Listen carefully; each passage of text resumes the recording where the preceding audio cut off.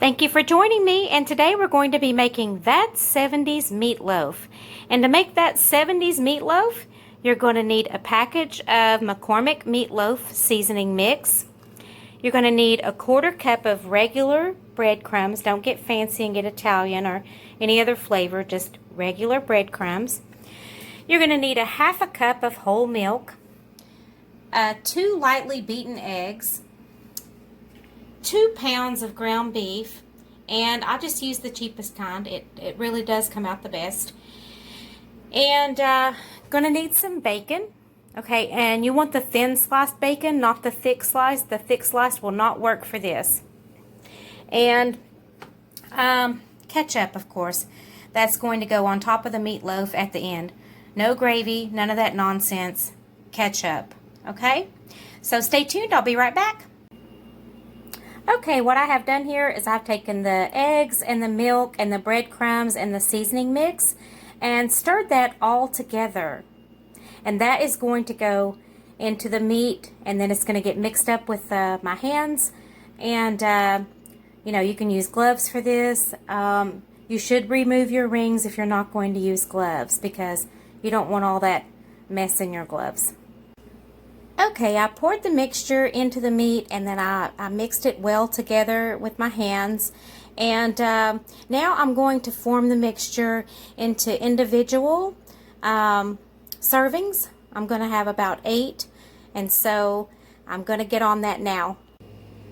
Okay, now I have placed a piece of parchment paper on top of a cutting board, and I formed this into a rectangle that is about 8.5 inches by 5.5 inches. Okay, as you can see here, I have divided this into 3 sections, and they are each about, not quite 3 inches in width. Okay, I have also made another cut, and that's down the center. So as you can see here, I'm going to have 6 pieces. I think earlier I said 8. That was a mistake, so it's going to be 6.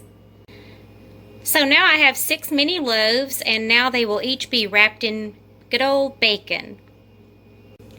Okay, here are my bacon wrap mini loaves. Okay, like I said, there's 6 of them.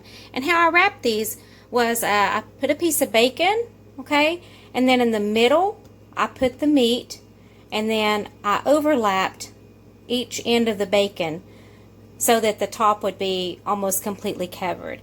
And so as you can see, this is the center of the bacon, and then these are the 2 ends that overlapped on each side, there and there.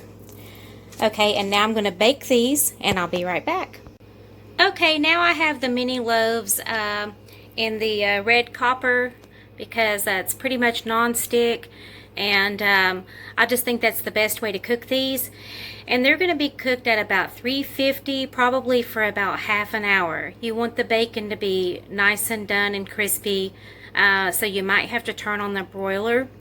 So I'm going to continue with the next step and be right back. So I've been letting the oven preheat at 350 degrees, and now it's time to put these wonderful little meatloaves in the oven.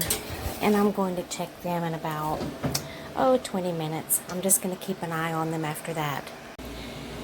Okay, it's been about 25 minutes on these. That's not quite enough time, but as you can see there's red. And so these need to cook some more. So I'm going to pop them back in the oven and check on them in another 5 or 10 minutes. Okay, now all of the juices are brown or clear. There's no more red, which means they are done. Can't really put a specific time on this. It's going to be in the 30-minute range. It could be 35, it could be 40. It just depends on things like your oven. I cook these at 350. Now, as you can see, the bacon is not crispy, so I'm going to turn on the broiler, and I'm going to cook the bacon that's on the top some more. Okay, I have transferred these to a clean pan because there was a lot of grease and oil in the other pan, and I'm going to be using the broiler, and the broiler cooks at about 500 degrees, I believe, and I don't want to start a fire in my oven, so that's the reason for transferring these. Okay, I put these under the broiler for about 2 or 3 minutes. I can't really put an exact time on that. You're just going to have to watch them like every minute to make sure that the bacon doesn't get burned and that you don't start an oven fire. So anyway, now it's time to dress these up with some ketchup. Okay, I put some ketchup on these, probably about 2 tablespoons per loaf, and maybe 3.